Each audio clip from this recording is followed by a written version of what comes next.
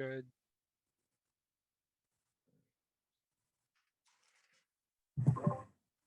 The fall class schedules got changed. I don't know if you Did saw they? that. No, Yeah. it didn't. Yeah, I put a bunch of classes in my cart and I went back to look, and they're like a bunch of them are gone. Really? Yeah. Huh. Yeah, When? they were offering fluids and heat transfer, advanced fluids and advanced heat transfer, and they took them both. And they're gone now? Yeah. I hadn't even looked at that. Now I'm gonna, while we're waiting for folks, I'm gonna kind of poke at that for a sec. Oh, someone in chat said the teachers dropped. The teachers dropped? I don't know. Hold on, yeah, let me see if I can get in. Why isn't it letting me in? Oh, they said kidding. They have no idea. Here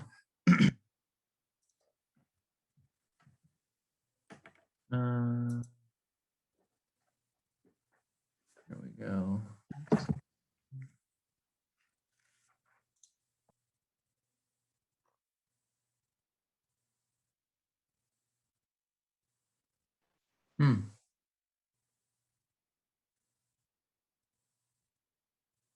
When was it? When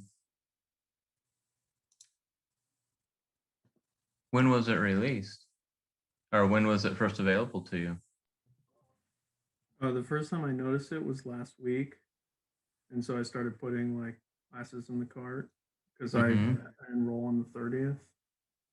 But then I went to check today, and I noticed that like I think at least like 3 classes that were being offered aren't there, and there's a couple that weren't offered before that are now being offered.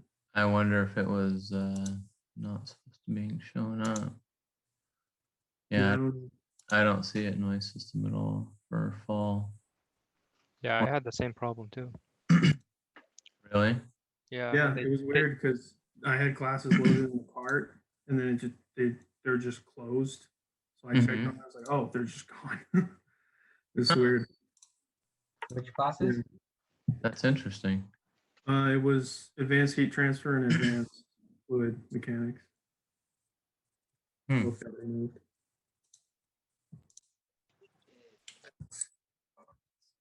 Interesting.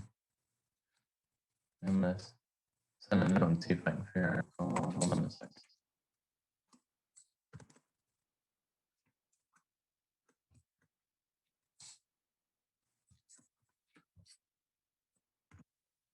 Whoa, where'd it go? We started.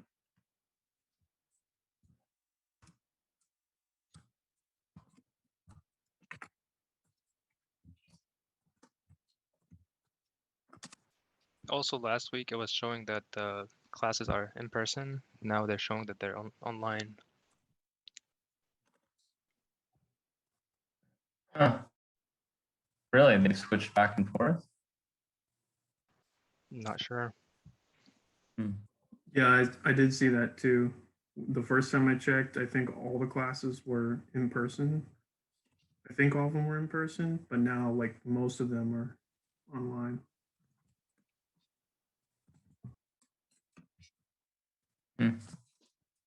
It seems really early to be enrolling though, isn't it? For fall? Isn't it normally later in the summer?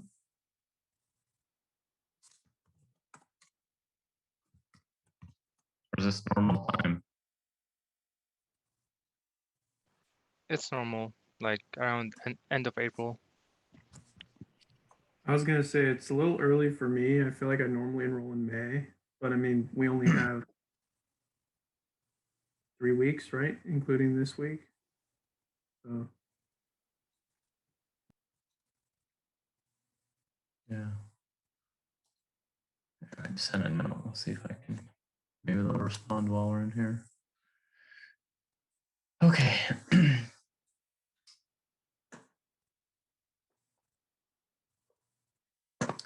Alrighty. So we were starting to talk about the assembly process, right?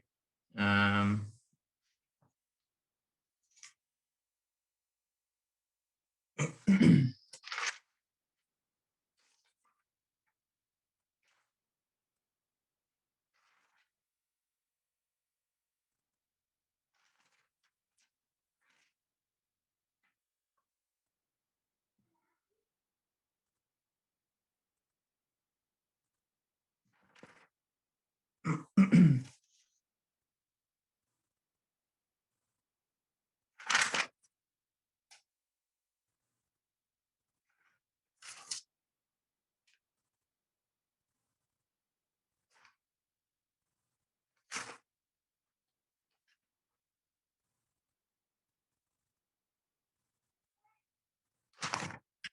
me go back and look at our notes from last time to make sure we're not repeating here.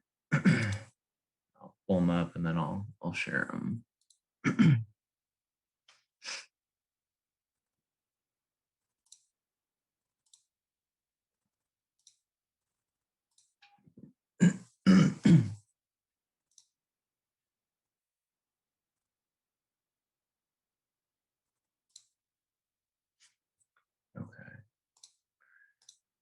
Okay, so for this is this one from last Thursday. So we talked about the strong form, 1D elasticity. We have the strong form, equivalent weak form. Talked about this finite element method in 1D with elements and associated nodes. So we're mapping from this element X space to this C domain.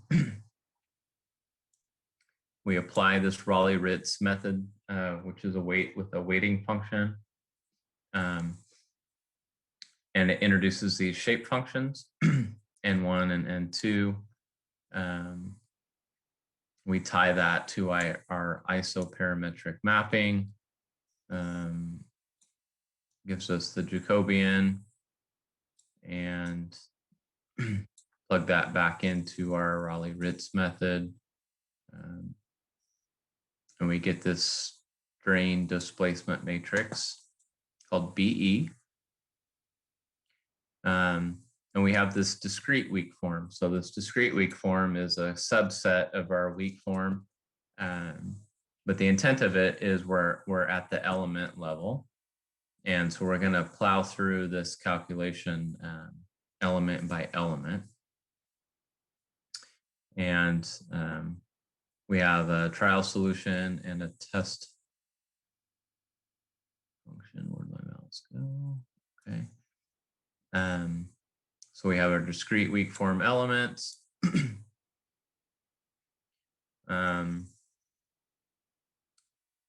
So this resolves into a trial function and element, a test function and element. And then we ultimately have to do this assembly process. So this is just running through the integral. And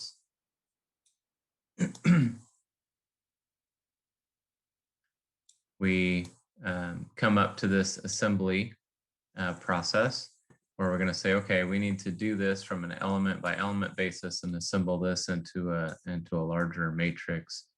And then I mentioned this Gauss quadrature in this Blurkian method. So that's kind of where we left off. I think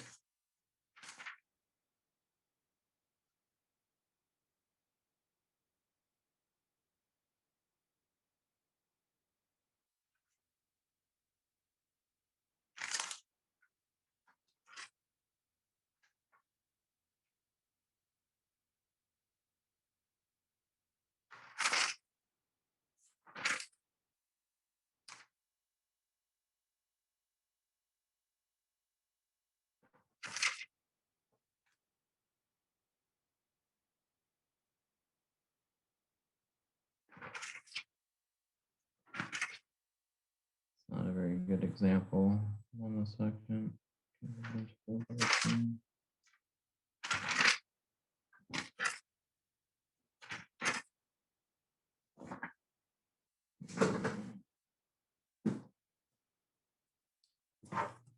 I thought this was going to be a good example, but I don't think it is. So hold on just a second here.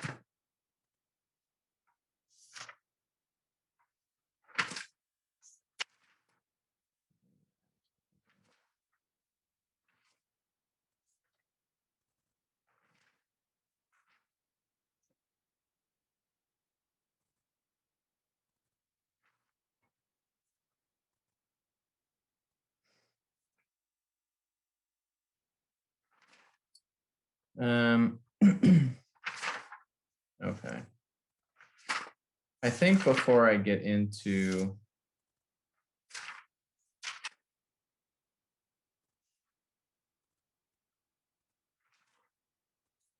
that, I'm gonna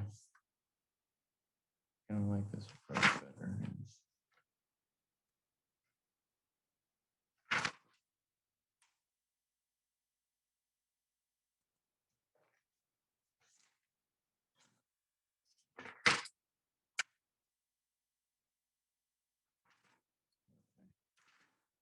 Here's what I was.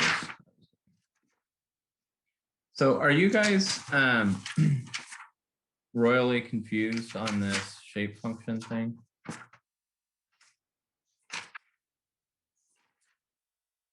Or are you kind of just good with the concept of it, that there's this shape function, this Lagrange shape function?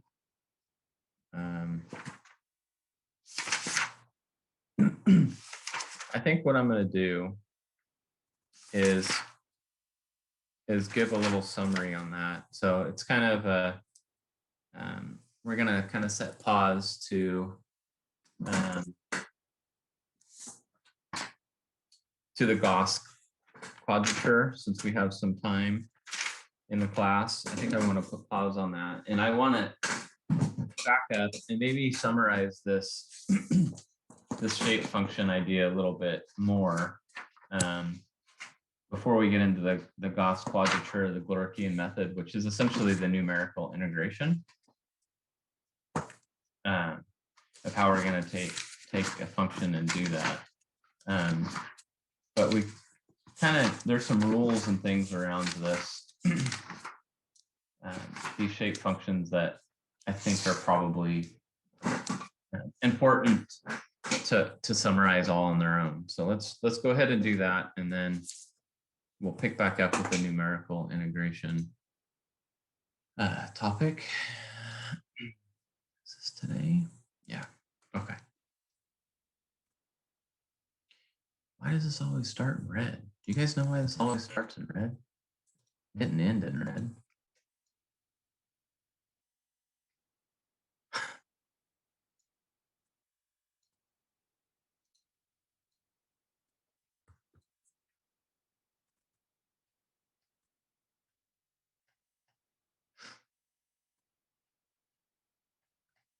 Or 27. Okay. So this is going to be kind of an element formulation.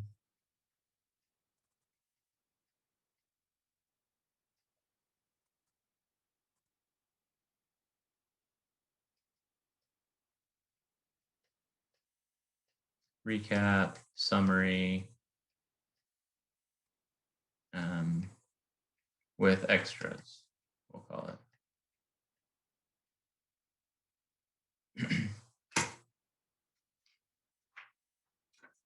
I think it's laid out a little bit cleaner. So some general narrative, and I'm going to have a couple of bullets here. So one is it's an explicit functional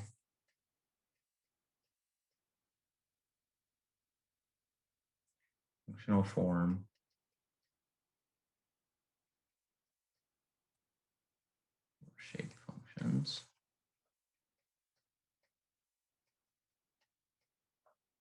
of the element.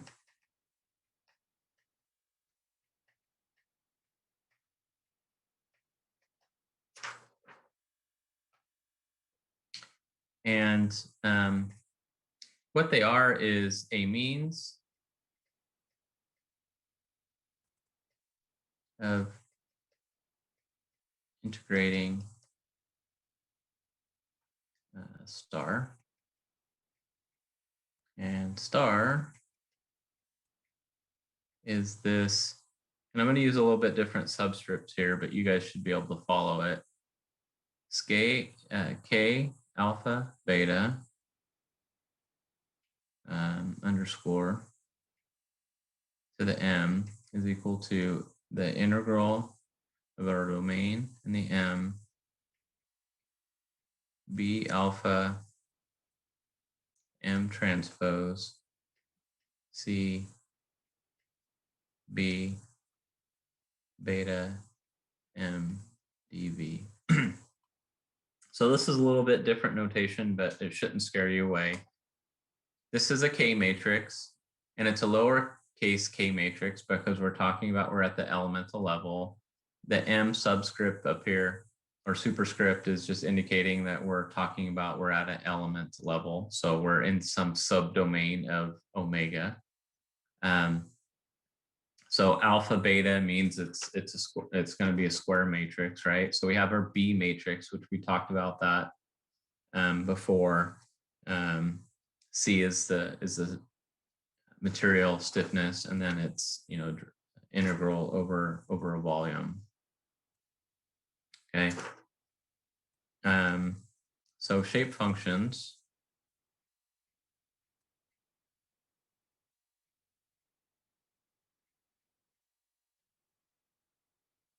And I forgot, I don't think I noted this before. This guy named Bruce Irons discovered.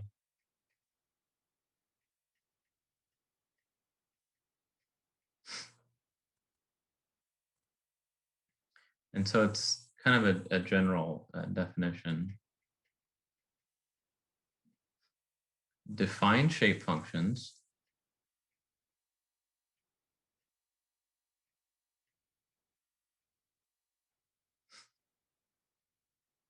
over a simple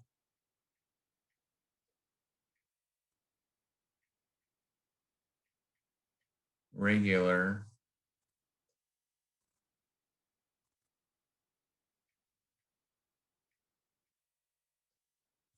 element shape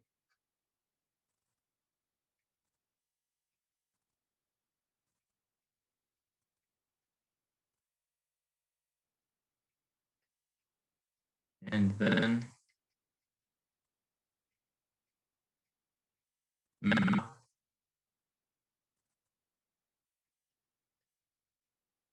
them to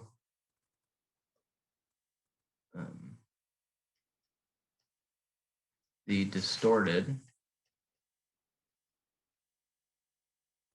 physical element.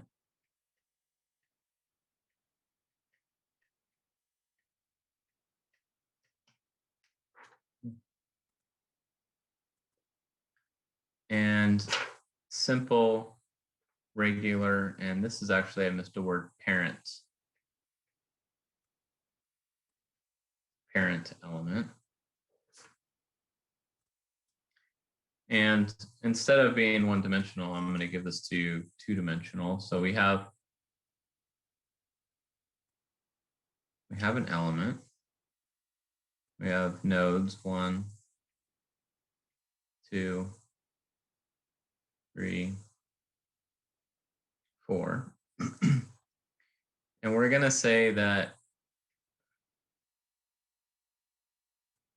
this is U, and this is C. So these are our coordinates originating in the center of the element. So in U, we're going to go from -1 to +1. In C, we're going to go from -1 to +1.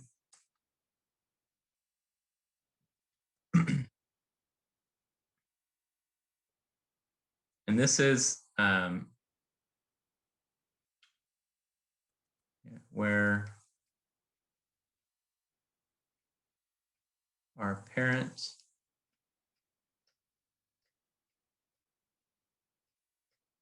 element is in omega.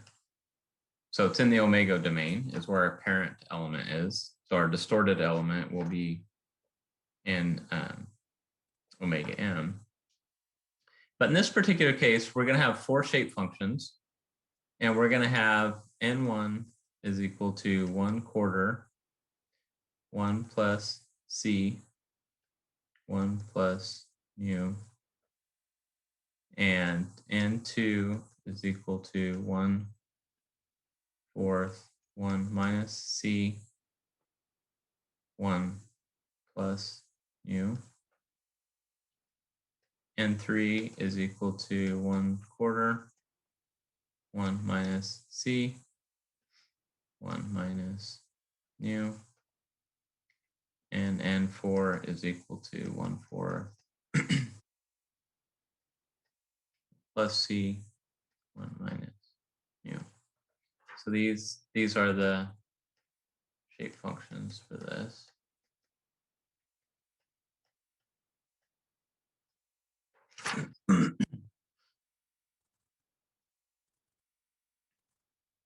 Okay.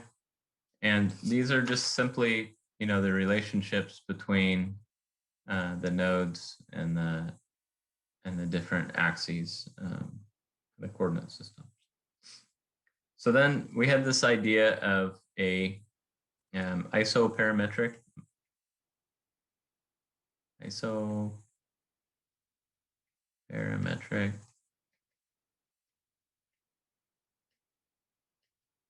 mapping. And what it is we need mapping of omega to omega m,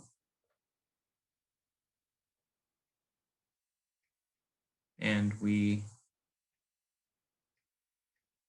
want this to be a 1-to-1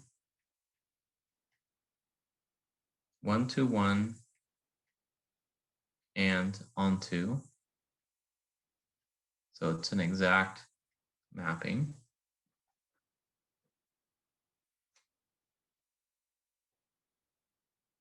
So you'll get a x1 c nu equal to the sum alpha.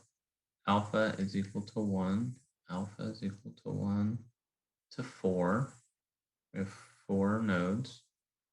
X1 alpha n alpha c nu.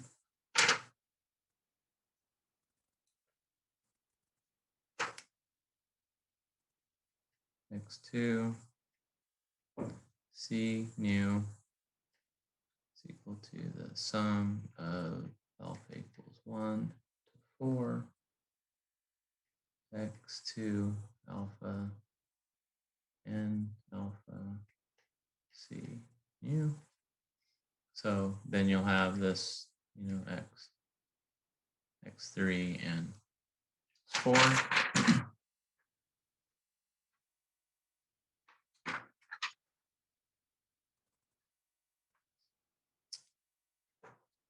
We need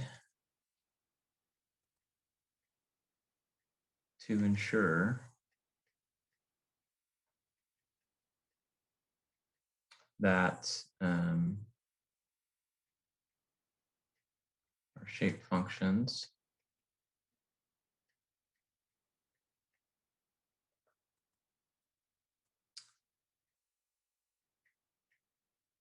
have attributes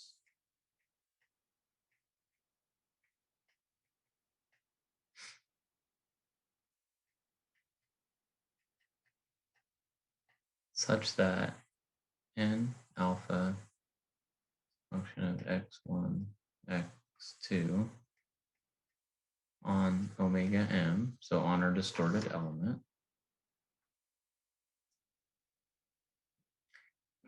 And as part of this, we need three things to happen. A, n alphas, plural, must be C0 continuous in our element, in our distorted element domain. B, our n alpha xi beta needs to have the property of a Kronecker delta, alpha beta. And C, on our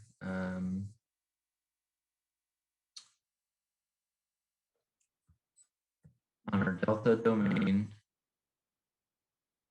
M, our shape functions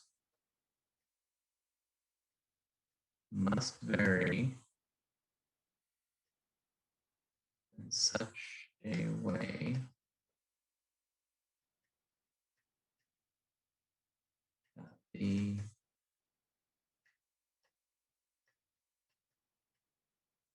composed basis functions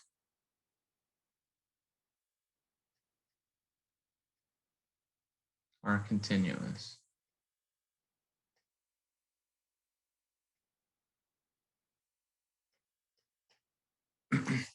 Sorry, what is X? Is that just a map from omega to omega m, or I can't remember. What Yeah, yeah, xi. The xib, xi beta. Yeah, and then the xi is above that too. Yeah, these are just x1, x2. Yeah, it's just mapping, going from x domain to, so shape function and alpha has to map from the x domain to our C domain. Is it mapping the node or the shape function to one from one domain to another? It's the shape function that is mapping the node to node. Node in the x domain to node in the C domain. So the value of x1 gives you, so if you solve for x1 and x2 and x3 and x4, then you would know what? You're not solving for them. It's a relationship between one domain and another domain. So it's a mapping. It's a coordinate transformation. So you have to think of it like a coordinate transformation. You're going from a coordinate in this omega domain to a coordinate in this this subdomain omega m or delta omega, however you want to think of it. It's a subdomain, an elemental domain. So it's that mapping from that point to that point, and that shape function is what gets you there. Okay, so it's the mapping where the node is on one domain to where the node is on another domain? Yes. Okay, thanks. And then ultimately, when we solve for displacement, that node is it's going to be, you know, in our parent domain, we're going to have an undistorted element. We'll have like a perfectly square element, right? But when we map over to our distorted element, it's going to be skewed. It's not going to be like a perfect square or a rectangle anymore. It's not going to be the same shape as what it was before. Yeah. Okay, thanks.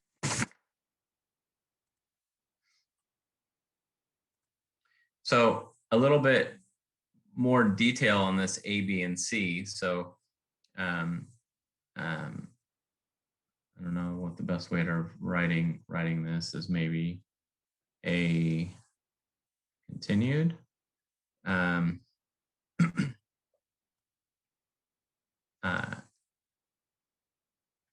Continuity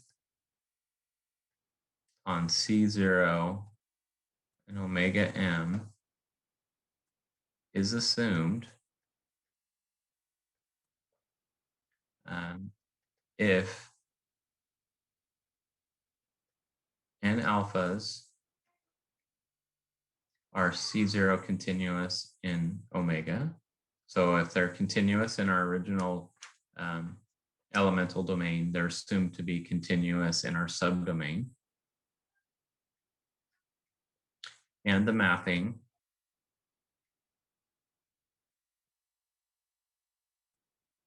omega to omega m. And the point of this is you can go back and forth, either one is continuous.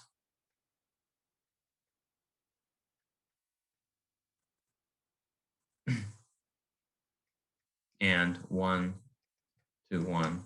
What this means is somewhere in the middle that you don't have a discontinuity, or you have some scaling going on in between the mapping, that it's a direct mapping, and that this mapping situation isn't leading to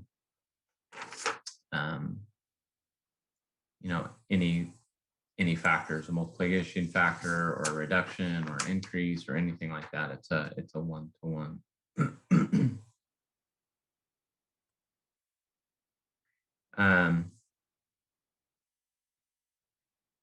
For isoparametric elements,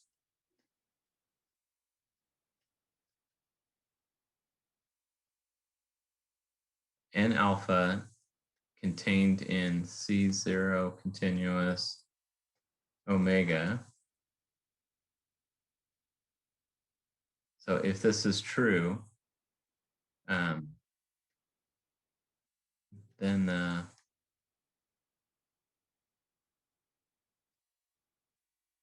mapping is continuous.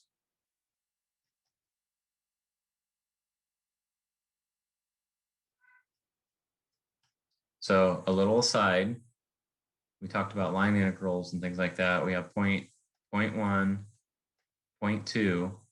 What we're saying is we just need to get from point 1 to point 2, or we could say, this is x1 and this is c1, right? We're doing this mapping from one to the other. We're saying is we're going to have the shape function that kind of takes us back and forth, and the shape of it kind of doesn't matter, but this particular thing right now we're looking for is that we have continuity, or it's C0 continuous, so that we don't have any discontinuity. So you don't have something like, it's kind of obvious, but we don't have a hole or discontinuity or something that causes that not to happen. So it's assumed that if our shape function is continuous when we're looking at things in our X domain, then it's going to be continuous when we're looking at things from our C domain. So you just make that assumption.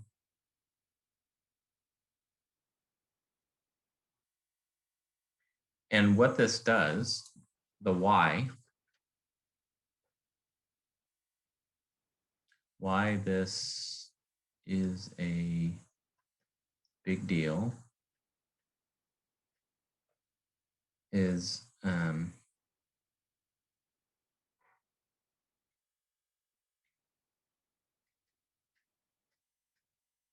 we need to establish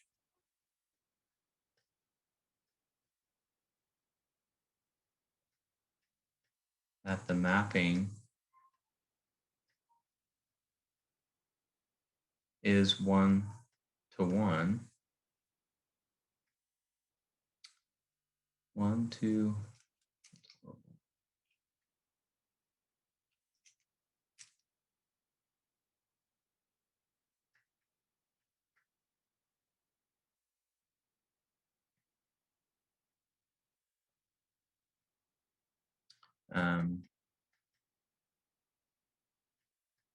this will hold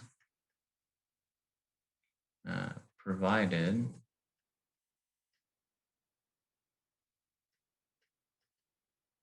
that omega m is not too distorted.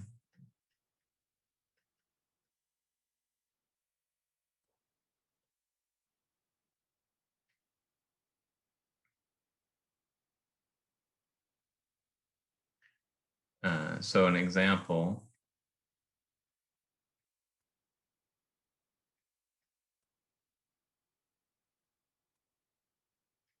is a shape function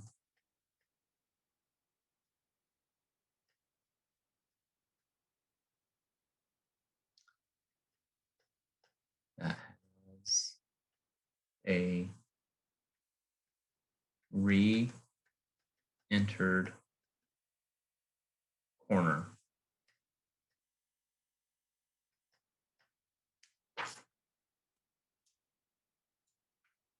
So an example of that would be something that has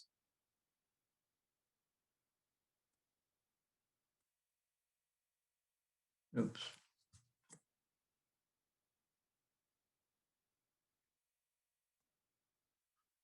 So this right here is a re-entered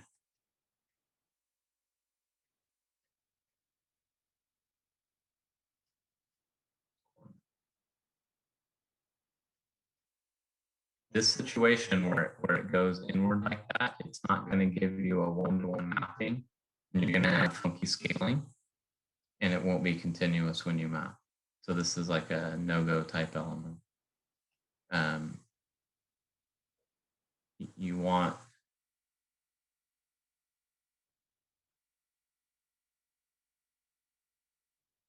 elements that are all kind of outward, but they don't have any type of things going inward. So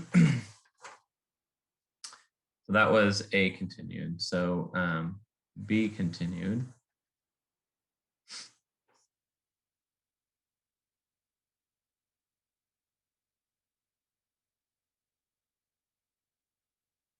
I guess I could have wrote it on B up there, but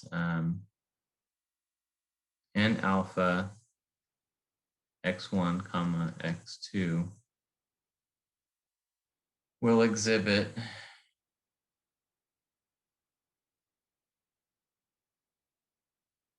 the Kronecker delta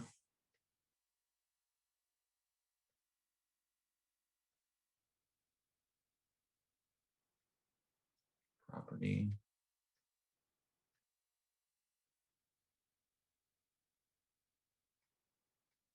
if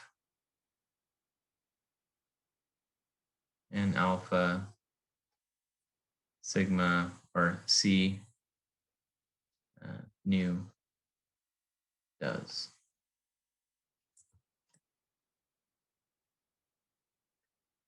So if this guy exhibits the Kronecker delta, so will your N alpha.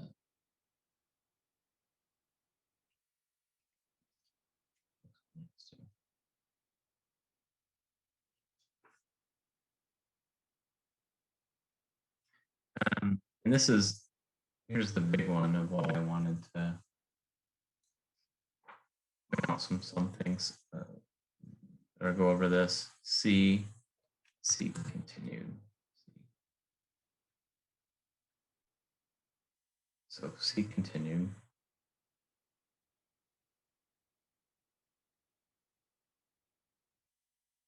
So we have our element. Called them E before, right? And this is 1, 2, 3, 4 nodes. And so that this is nu, this is C, and this was -1, +1, -1, +1.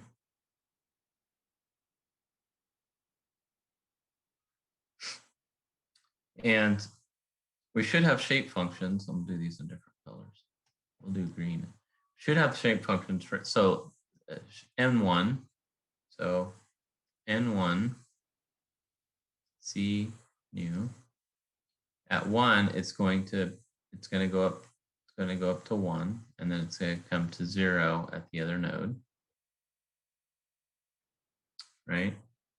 And then we're going to have one that the shape function will come up to 1 in the C space. I don't want to. And then it'll go back down to 0 here.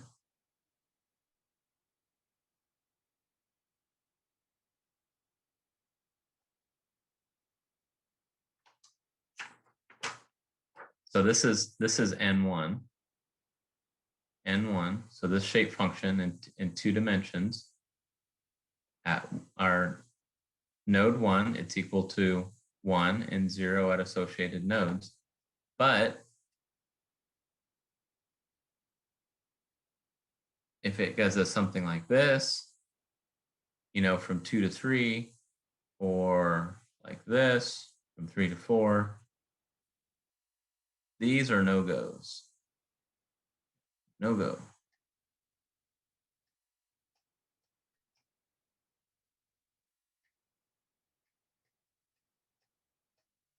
Shape functions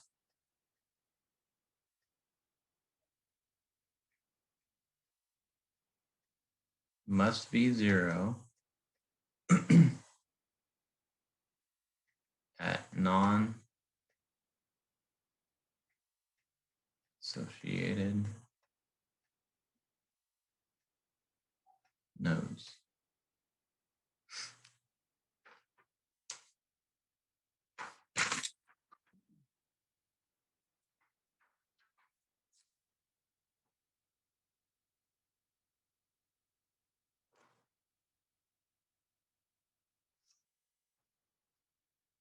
And then we're going to call this a C.1. On our delta omega and alpha C nu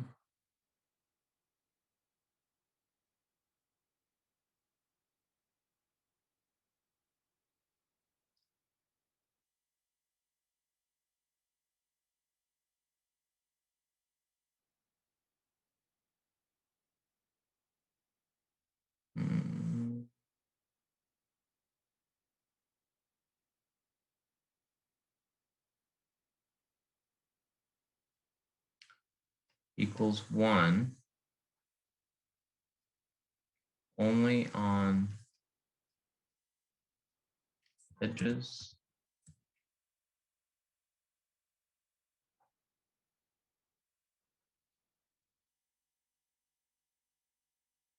facets that contain node alpha.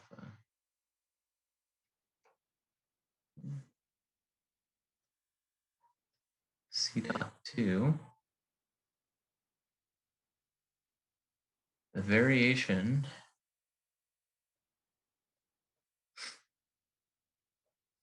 and alphas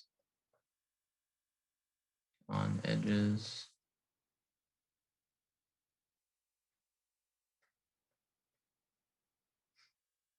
facets in 3D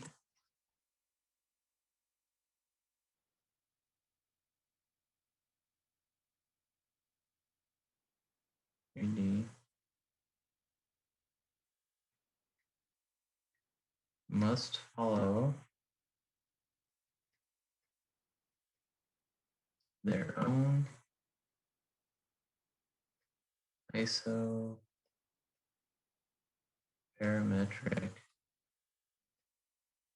formulation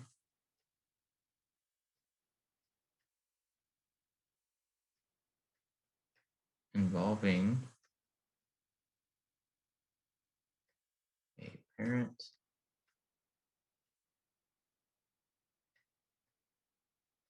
edge or facet. So I'll rewrite this one. We did this one before. So we have 0, minus 1, we have a 1. So we're in the C space. And so we shoot up to 1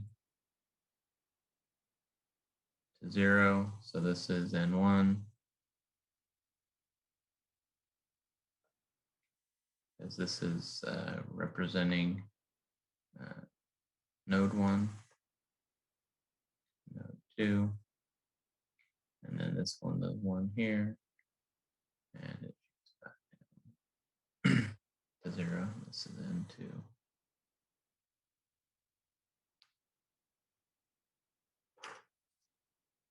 So there's a name, fancy name for the C.1 and C.2. C.1 and C.2 called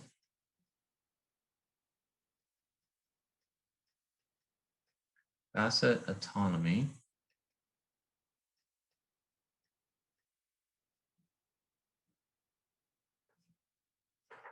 And this is a name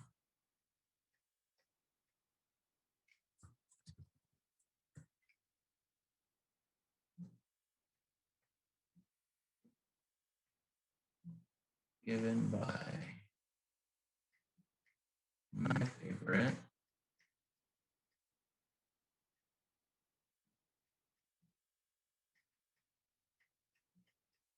Professor Dr. Rashid.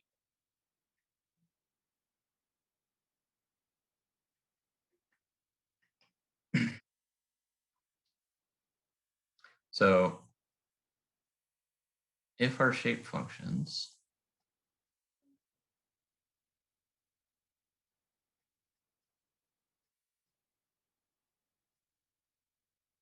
N alpha C nu exhibit A, B, C, then our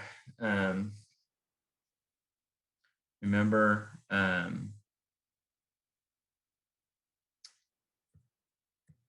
our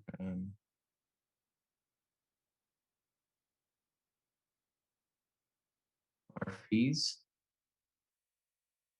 I think we did it phi, our basis functions. You guys remember those? Roughly, our phi's will exhibit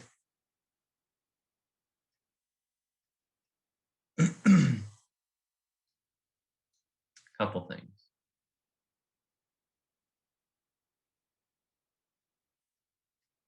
Kronecker delta,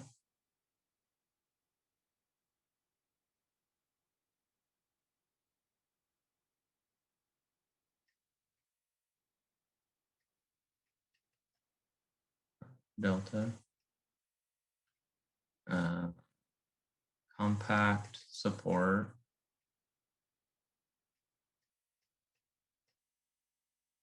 and continuity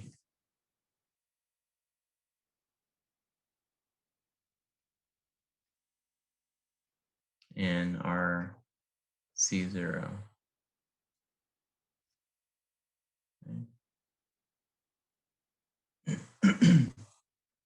Sorry, can I ask you a quick question? Scroll back Yeah. up just a little tiny bit. So for N1 is the alpha node 1, the beta nodes 2, and for N2 the alpha nodes 2 and the beta nodes 1. Is that how the alpha and the beta is working with the N? So are you looking at this diagram in C2? Or where are you at? So Okay. This example right here is a one-dimensional element. Yeah. So it's only alpha in this example right here. Okay.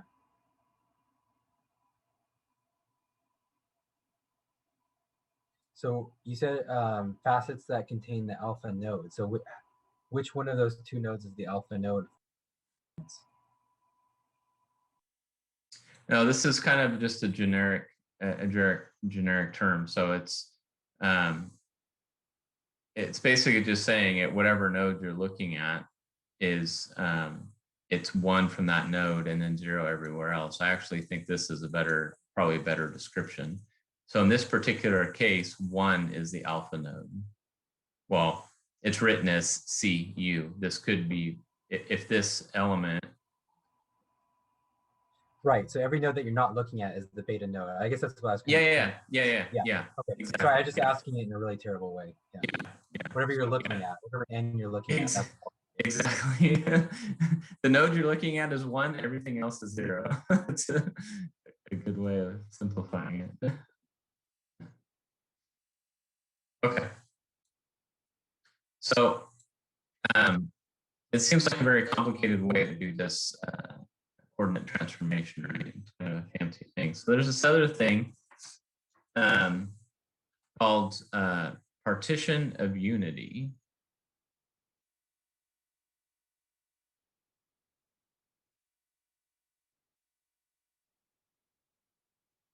Partition of unity, and it goes something like the sum of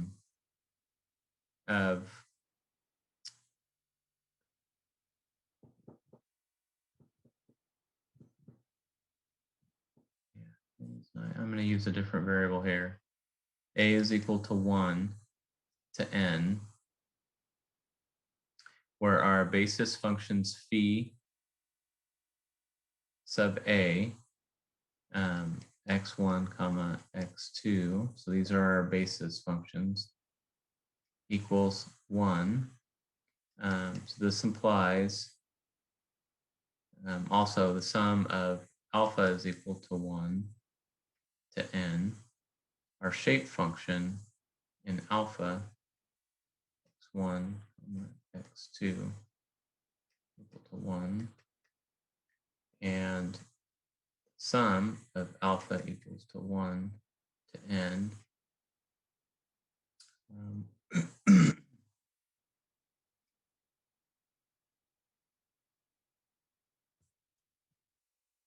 Or in alpha in C and mu, so equals to 1.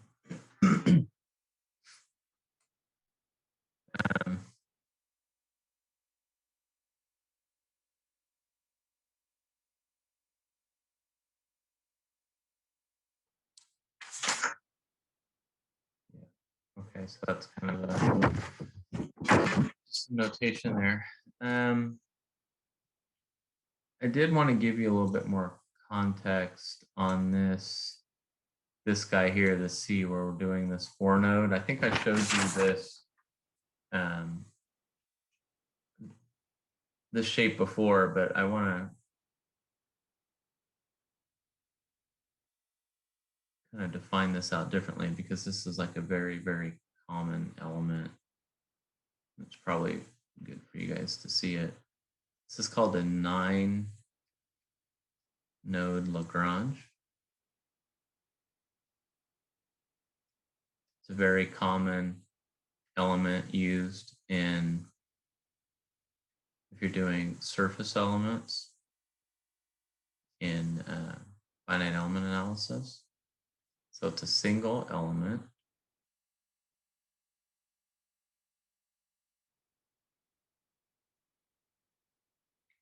And it's got an element, it has a node actually in the center of this. So the best way to think about this is, so like Jacob mentioned, if we're focusing, so if this is 1, 2, 3, 4, 5, 6, 7, 8, and then 9 is our center node. If we're looking at node 1, our shape element, our shape function is 1 whenever we're dealing with this, right? So this is our nu, and this is our C. But it's 0 everywhere else. But for instance, what will this element look like, our shape function look like at 9? It's going to almost look like a tent, right? It's going to be 1 at that node, and everywhere else it's going to slope down to 0. So these shape functions are going to be different in every one of these.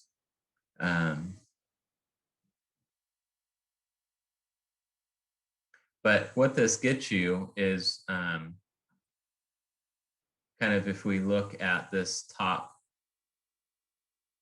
section right here, 1, 2, 3, if we were to look at that just as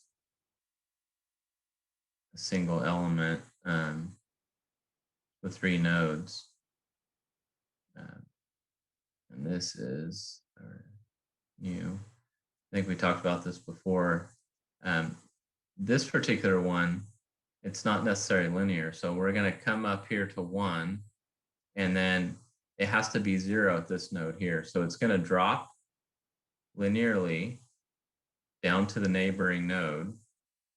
And then it's a nonlinear, passes the node and comes back up to the other one to be 0. And this guy here is going to shoot up to 1. It's going to drop linearly to the neighboring node, and then it's going to give you a nonlinear effect to the neighboring node. And then for your center one, we've got to be 1 here, so it's gonna loop around 1 there, and then 0 and 0. But you get these shape functions going all the way around this this element, and then 9 is the interesting one, right? It sticks out of the center and it drops to 0 to all the other ones. But I just wanted to point that out because this is a very, very common element. So you'd kind of see how that works. Hey, Professor, how is it a no-go to have the nonlinear on the example you had on the left, but then it seems like we're doing the just that on the 9-node? We're not. It's got to be linear to the neighboring node. But this one right here, where we're going from node to node, it's not. So if we look at this one, this is node 1, 2, 3. So if we look at, this is N1 right here, N1. So N1 goes up, it's at 1, at node 1. It drops linearly to node 2, and then it's nonlinear from 2 to 3, right? But that's what we're focused on when we're saying that, you know, it's a no-go here. These nodes right here are not neighboring. So 2, 3, and 4, they're not neighbors of 1. 2 and 4 are neighbors of 1. Oh, I see. That makes sense. And then the other case, you have like a pentagonal pyramid. Mm-hmm. Mm-hmm. Yeah, you get a kind of a crazy pyramid. So another way of thinking about this, very, very high level, if you were thinking about this from an error perspective and you were looking at results, I mean, think of this, the way I kind of rationalize this in my head is this linear portion. Well, let's come over here. The linear portion of this shape function here to here, I'm kind of drawing this in blue and kind of writing over it. I almost think of this similarly to like a Taylor series. So you do a Taylor series expansion and you usually keep like the first 2 terms, maybe 3 terms, right? And then all the rest is you just kind of blow it away because it's like noise. You guys kind of remember that? Yeah. The contribution to your solution is like so negligible, it's not worth the time to compute it. That's kind of how this is, right? So this linear portion, that's where your meat and potatoes are. All this other garbage, like after here, between 2 and 3, it's just noise. It's just error. Now, so on that 1, 2, 3 edge, it goes from 1 all the way to 3. Does it cross through from 1 to 9 to 5, or only on the outer edges? No, it'll do the same thing from 1 to 9 to 5, yeah. And then 3 to 9 to 7, 8 to 9 to 4. Okay. Yeah, so you'll have a whole bunch of shape functions. But it doesn't like change directions, like it wouldn't go from 1 to 9 to 4, only straight across? Yes, yeah.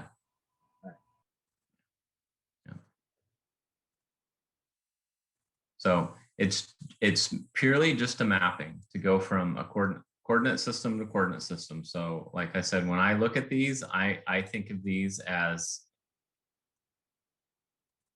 a coordinate system. And I'm just mapping from one space to another space. And these shape functions are kind of the tool that we're using to do it. Okay. So a little bit more on this partition of unity.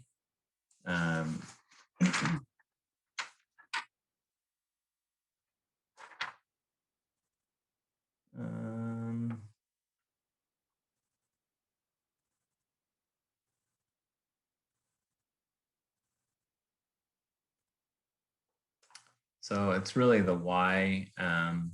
This partition of unity is important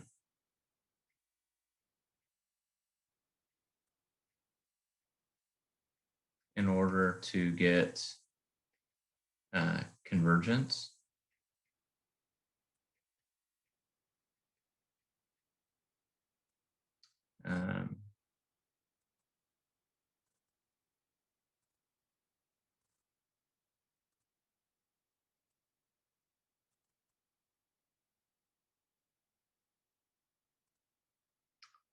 So yeah, I don't think I need to get into details. This is really all it is these need to be set up and all equal to 0 to get that. Equal to 0 or all equal to 1? Sorry, equal to 1. Okay. Yeah. So those all need to equal to 1.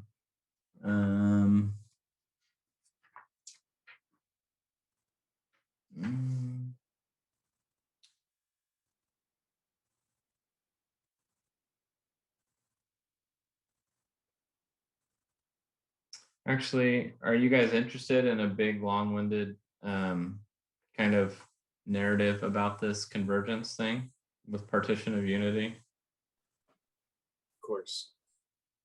You can say no. No. Okay. All right. So I think we can bust it out in time. We have 10 minutes. So it's important in order to get convergence, but for convergence,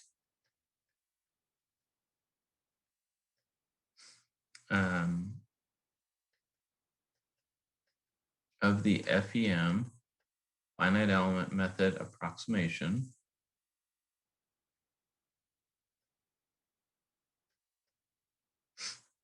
to the analytical solution,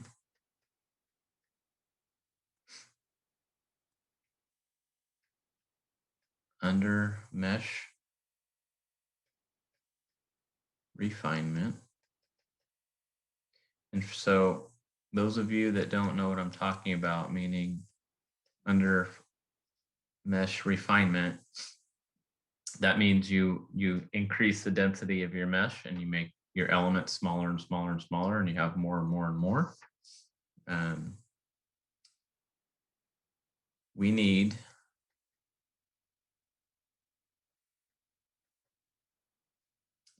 two things.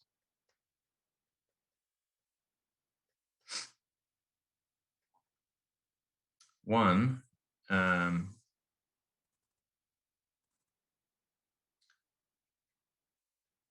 the finite element interpolant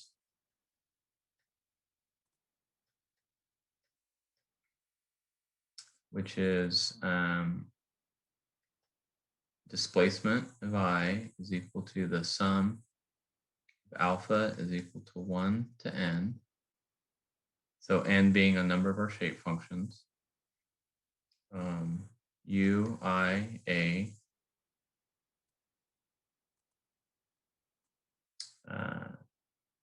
B, sorry, that's not an A, that's a new, UI, new,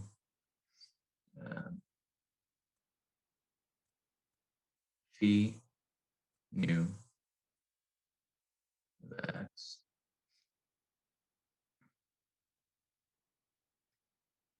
Must be capable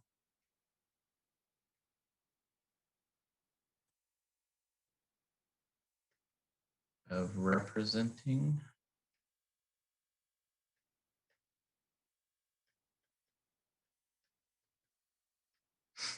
an arbitrary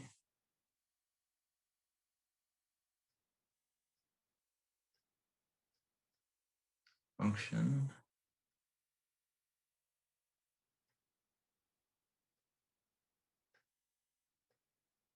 in, I'm going to say this big S. It's just a space.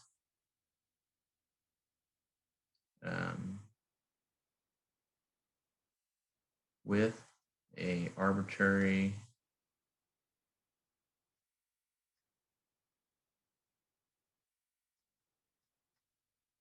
closely sufficient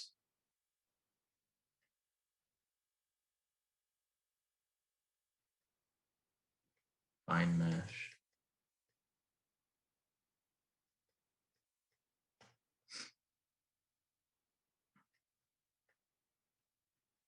This will hold in alpha for our subdomain M for element.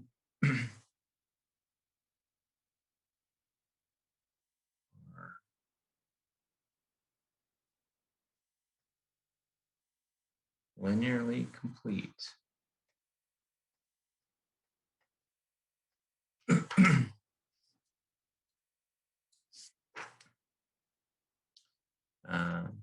I.e.,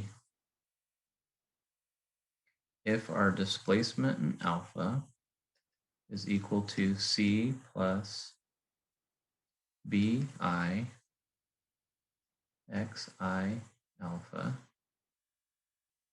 for all C and BI, then our displacement U is equal to the sum. Alpha is equal to 1, the number of shape functions, U alpha, N alpha, which is equal to C plus B I X I.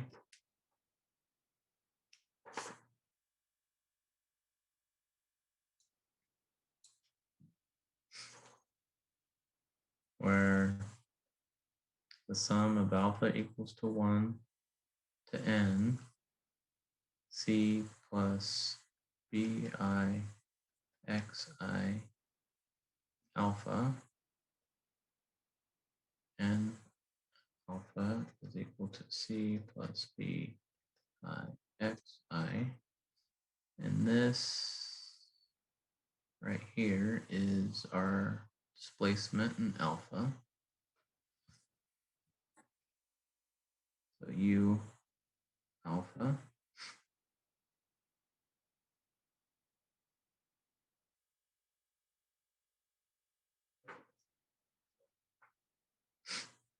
so we get C times the sum of alpha is equal to 1 and alpha plus B, the sum of alpha is equal to 1 to N XI alpha, and alpha is equal to C plus BI XI for all C and BI. And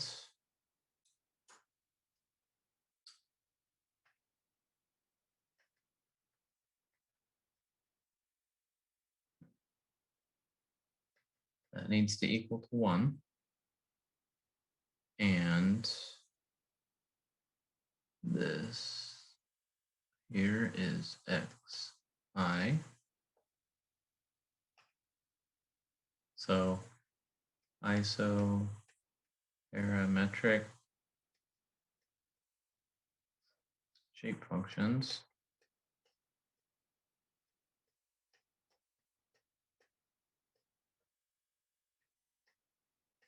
plus partition of unity, that means everything is equal to 1, imply linear completeness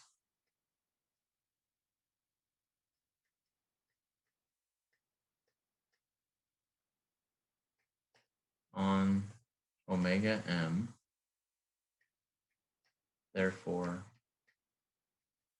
convergence is possible.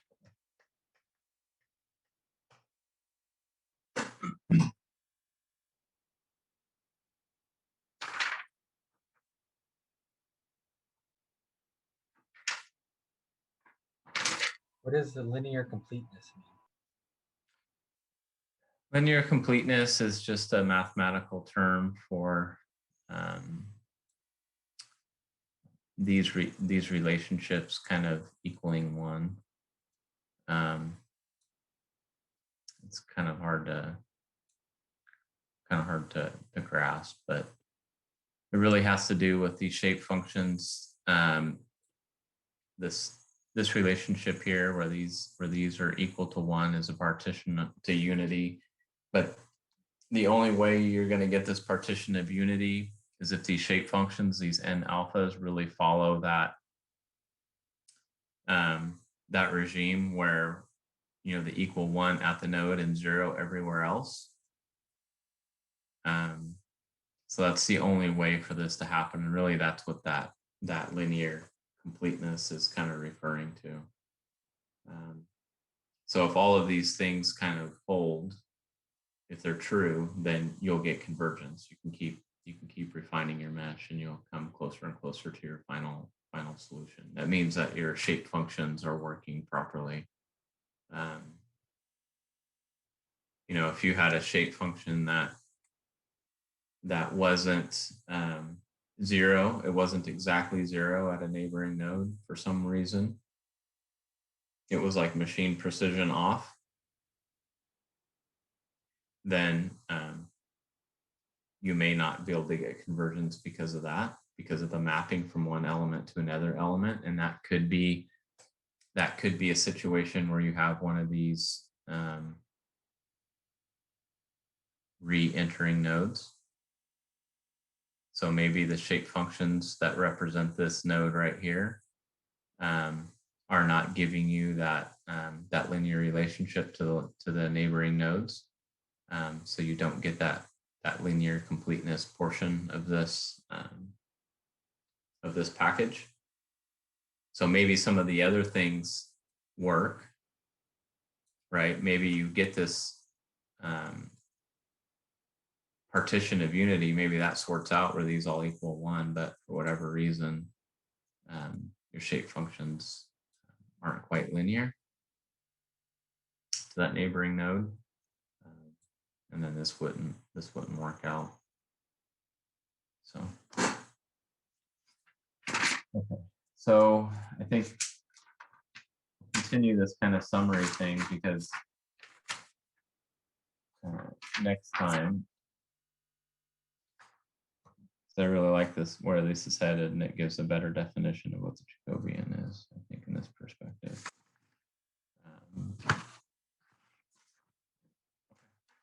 So that's it. And let me write myself a note so I know where we left off. And I'll see you guys on Thursday. I'll let you know if I hear anything about the class schedule.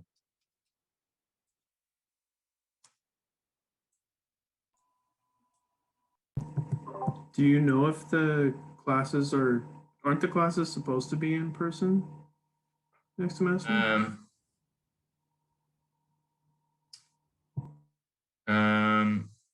Well, they